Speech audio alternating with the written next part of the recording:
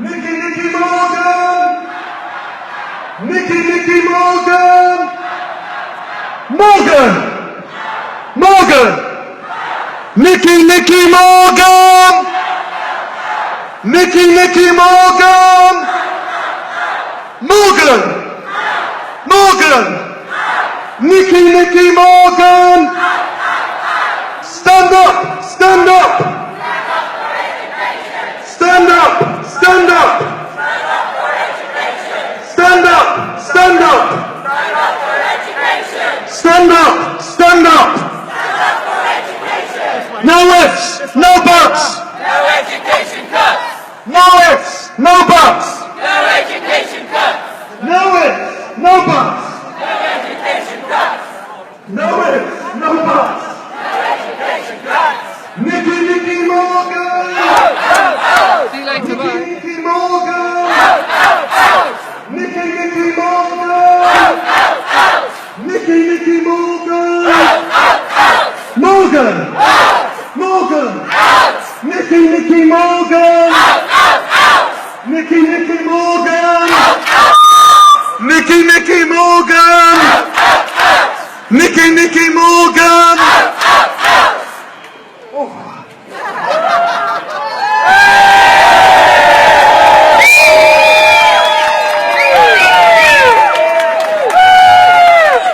Okay, let's just wait for everybody to filter around.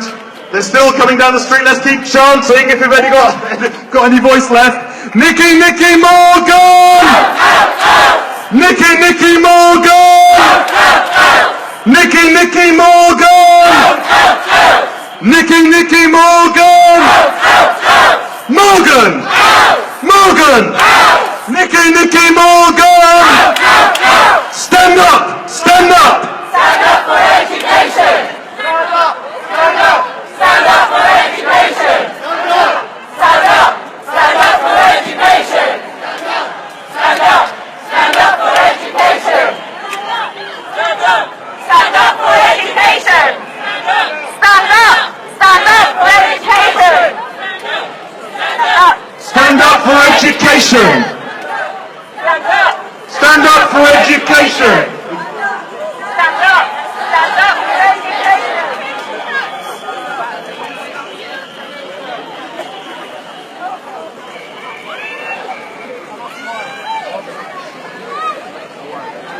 Okay, if you move round to the centre or to the opposite side that people are filtering in from, we've got a lot of people here and a big space, so let's fill it.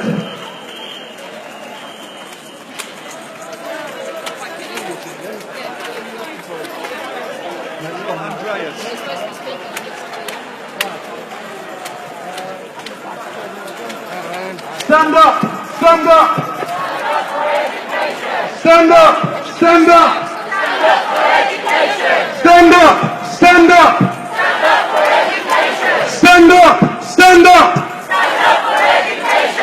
Stand up! Stand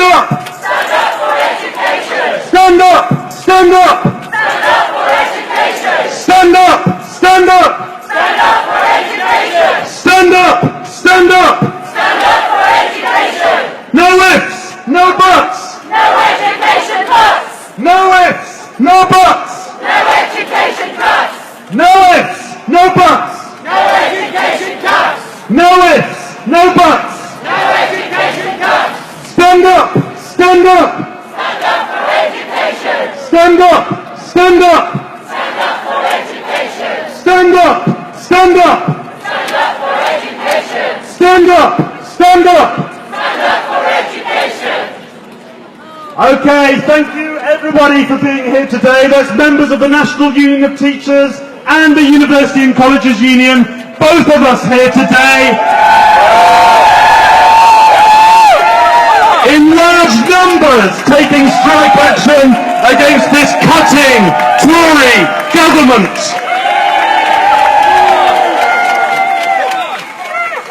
Across the country, similar events to this are taking place.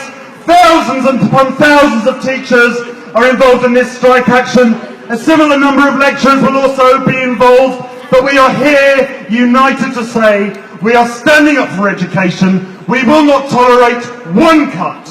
We will not tolerate bigger classrooms. We will not tolerate the cuts in funding that you have planned for us, and we will not tolerate your hypocrisy. It is time that this government takes responsibility for the crisis in our schools and the crisis in our universities.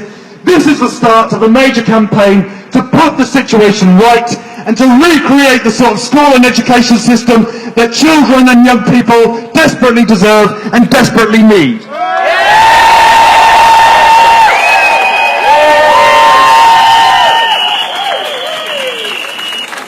We've got a number of speakers from the NUT, from our sister trade unions, from UCU and elsewhere speaking here today. But I just want to start by giving you a message from the Senior Vice President of the National NUT, who is a Nottingham City NUT member, and her name's Louise Regan. She's not here with us today because she's been called to Birmingham, but she says this. She says, "Teachers do not take strike action lightly. When we do, it's for a serious and important reason. You are all here today to defend the interests of children and young people. For that you should be proud. For that you should be shouting from the rooftops. It's time to stand up for education. Thank you for being here, and thank you very much in solidarity from Birmingham."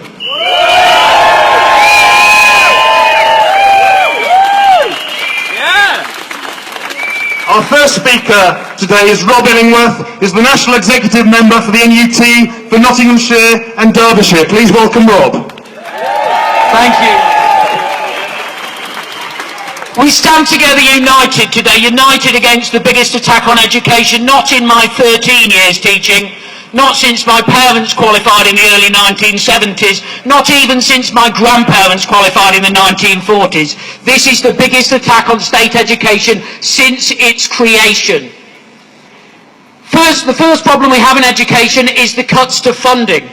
The 5% increase in national insurance contributions that our schools have to make is a 5% cost on staffing cuts.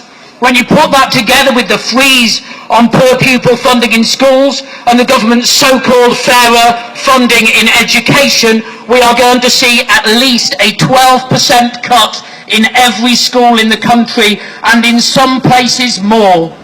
That means that £1 in every 8 that is spent in schools will disappear, which can only mean one thing. That means fewer teachers, fewer support staff supporting SEN students, fewer administrative staff, fewer classroom resources, fewer options at GCSE and A-level, increased class size, less time to spend with individual students, and of course an increase in workload for all teachers. The only losers in this are pupils and staff in schools, and personally I think the fact that the government is saying this is defending education funding is both unacceptable and frankly that lie must be challenged.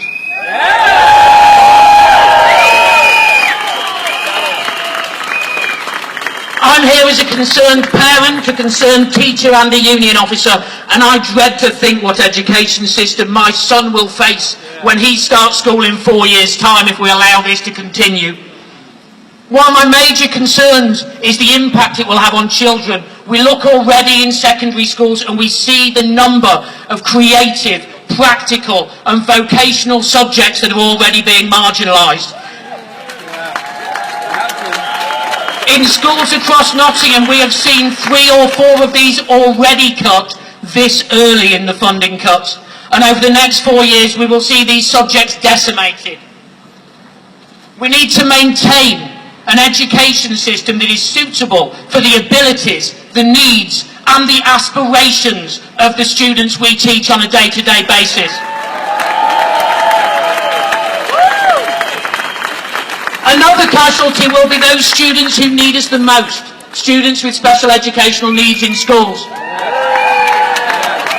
It appears the government does not share my praise of the teaching assistants that work in school, and we are already seeing cuts in support staff in schools.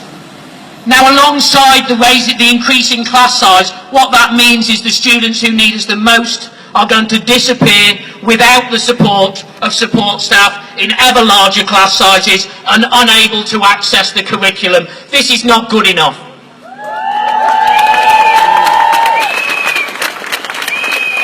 further casualty is experienced teachers. When I started teaching 13 years ago, I was by far the youngest teacher in my school. And actually, were it not for the staff around me who supported me, I would not be the teacher I am today. They're being put through competency procedures not because of their competency, but because they are expensive.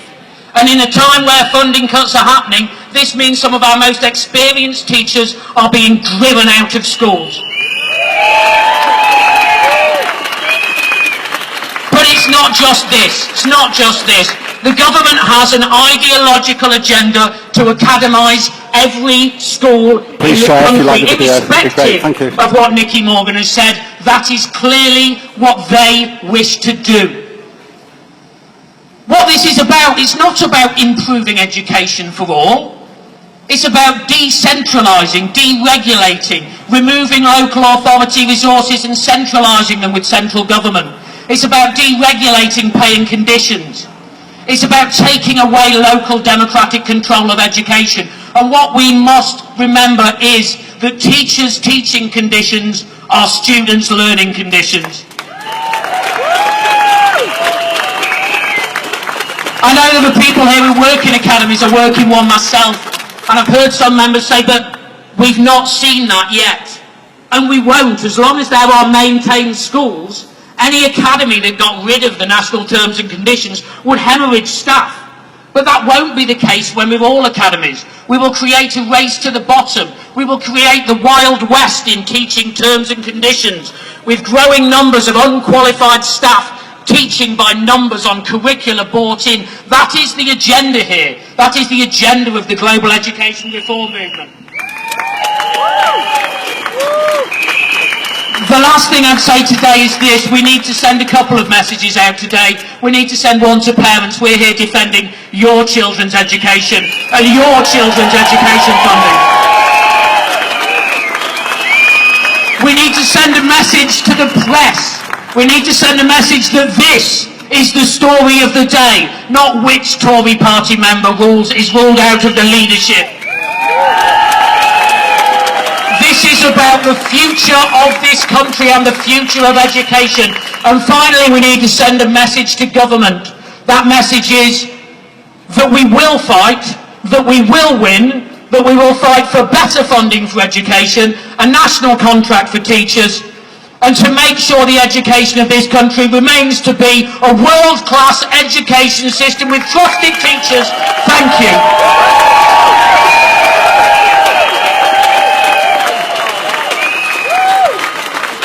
Thank you, Rob.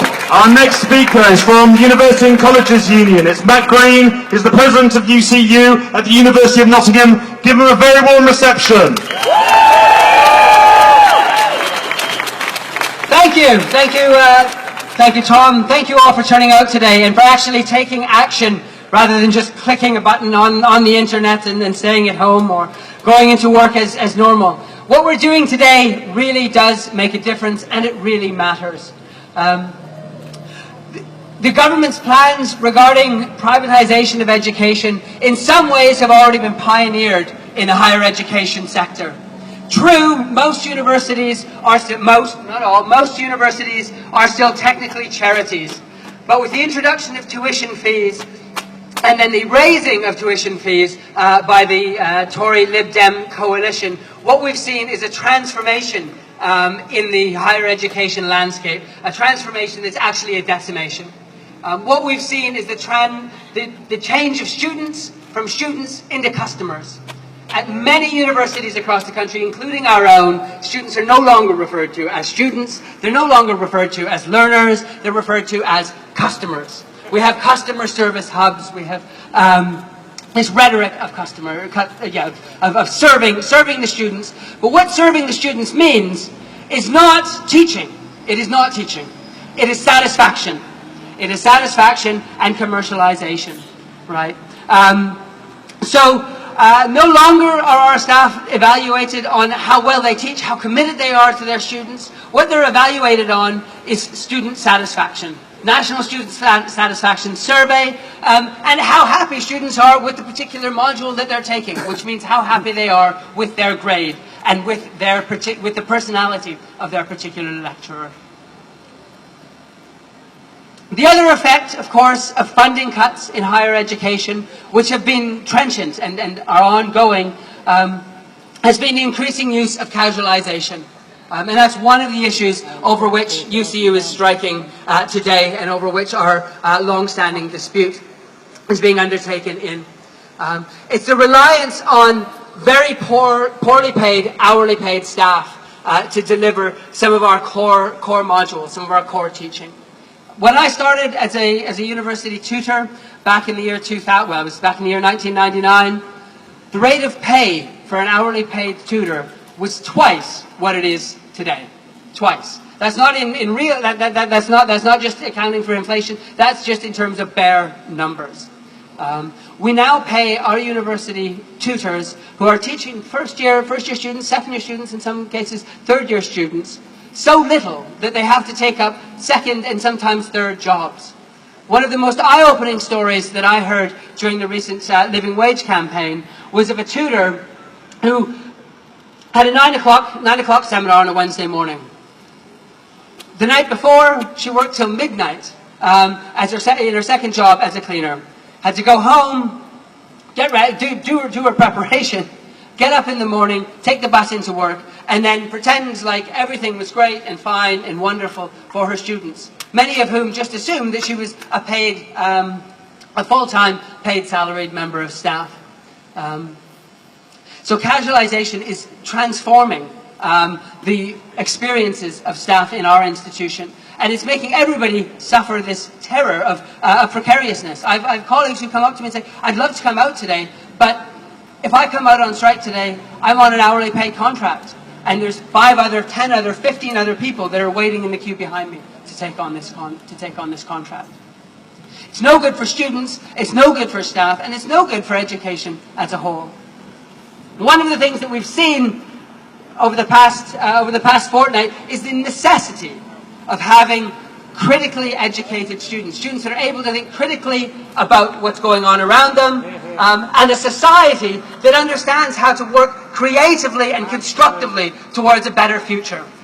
Not just to criticize on the sidelines, not just to sit back and take what the right-wing press are spoon-feeding them, but to actually think, is this the future I want for myself? Is this the future I want for my children? UCU says, no, this isn't the future we want. NUT, I see, say, no, this isn't the future we want. And working together, we really can build for a better future. And that starts on the streets. It starts calling for the end to this government, calling for the end to internal rivalries within the opposition, an effective opposition united to fight cuts across the education sector, from the higher education, further education, general education. Everybody needs to stand together and fight this government. Right, thanks very much, Tom.